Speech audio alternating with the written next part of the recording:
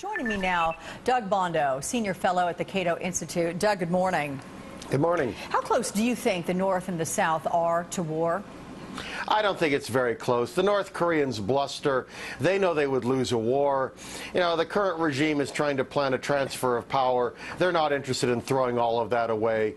You know, this is nasty business, but it's primarily for show, in my opinion. Okay, but to gain what? Especially on the heels of showing that they have this uranium enrichment facility to those 3 Stanford scientists. I mean, what do they have to gain by doing this? Well, there are a couple of things. They've played brinkmanship for a long time. They ratchet up tension. Then they try to come to the negotiating table and say, please pay us off. That can be going on. Part of it might be related to the transition of power. They want to play tough. You know, the dear leader, as he's called, is trying to make his young son the next dictator.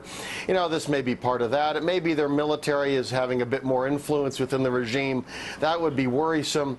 But, you know, their military is also smart enough to know they get wiped out. I mean, our aircraft carrier has more firepower than their entire military. So they really don't want a war. I think this is part of the negotiating game. So their nuclear program, is that just a bargaining chip?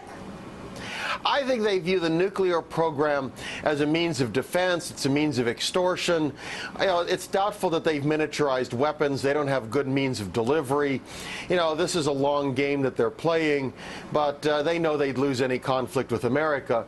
You know, you put that aircraft carrier to work, there wouldn't be much left up in the north. Okay, how about South Korea? What kind of a situation are they in? What options do they have to use right now?